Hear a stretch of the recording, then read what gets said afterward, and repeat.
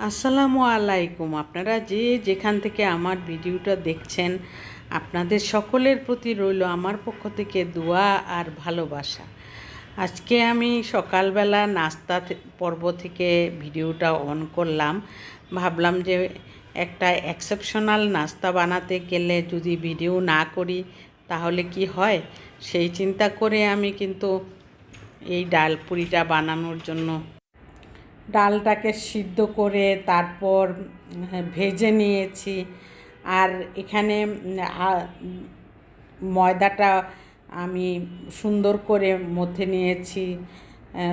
একটা সুন্দর ব্যাটার তৈরি না করলে কিন্তু এই ডাল পুরি বানানো যায় না। আর ময়দা দিয়ে করলে আমার বাসায় আটা এখন আমার বাসার কেউ খেতে চায় না। সব সময় ময়দার পরোটা, ময়দার রুটি, ময়দার ডাল পুরি, ময়দার আলু পুরি সব কিছু এখন ময়দা দিয়েই করা হয়। বেশ 1 থেকে 2 বছর যাবৎ ময়দা খাওয়া হচ্ছে। এর আগে কিন্তু আটাও আমাদের বাসায় সারা জীবনই চলেছে, কিন্তু এখন কেন জানি আটা আনলে, আটা রুটিটা বানালে আমার হাজব্যান্ড বলে যে মজা কম লাগে, ময়দা দিয়েই মজা লাগে। সেই জন্যই আমার পরিবারের সবার জন্য এখন ময়দাটাই আমরা ব্যবহার করে থাকি। আর সেই ক্ষেত্রে ময়দা দিয়ে ডালপুরি বানানোর জন্য রেডি হয়েছে। আর এই ডালপুরির ময়দা দিয়ে বানালে কিন্তু টেস্ট দ্বিগুণ বেড়ে যায়। আর ডালপুরিটা কিন্তু অনেক মজার সাথে বানানো হয়।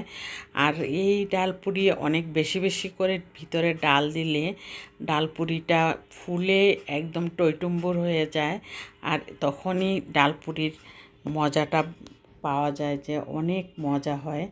আর এই আমার বাসায় কিন্তু সপ্তাহে 10 দিনে একবার ডালপুরি না হয় আলু পুরি বানাতেই হয়। আর আমার হাজব্যান্ড এগুলি খুবই পছন্দ করে। এখন পছন্দ যখন করে তখন তো ঘরের গৃহিণী বানাতে বাধ্য হয়ে বানাতে হয়। আর সেই জন্যই আমি তা করি। না হয় আমার হাজব্যান্ডের মনটা খারাপ হয়ে যায় যদি না করি কোনো সময়। আর এই জন্য আমি কোনো মন খারাপ না করেই বানানো শুরু করে দিই। প্রথমে অনেক সময় বলি যে বানাতে পারবো না, কিন্তু ঠিকই বানিয়ে আবার সামনে দিয়ে দিই, তখন খুশি হয়ে যায়। আর ডালপুরি বানানোটা কিন্তু অনেক কঠিন। ভিতরে ডাল যদি বেশি দেওয়া হয় তাহলে ডাল ভিতর থেকে বের হওয়ার সম্ভাবনা 100% থাকে। এটার জন্য একটা টিপস আছে, যেই টিপস দিয়ে বানালে, যেই টিপস দিয়ে আপনি বানান সেই টিপসটা অবশ্যই জানা থাকতে হবে।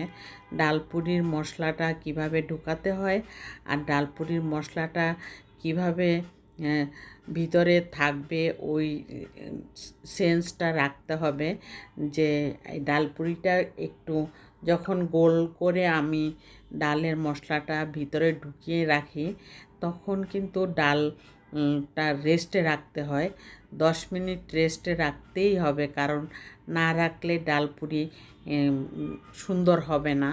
আর যদি রেস্টে রাখা হয় তখন কিন্তু ডালপুরিটা অনেক সুন্দর হয়। একটু ছড়িয়ে নিলে হাত দিয়ে, তারপর বেলুন দিয়ে প্রেস করলে ডাল ভিতর থেকে বের হয় না। আর এইভাবেই ডালপুরি বানিয়ে আমি সবাইকে খাওয়াইতে পছন্দ করি। আর আমি নিজেও পছন্দ করি ডালপুরি, আলু পুরি এগুলি।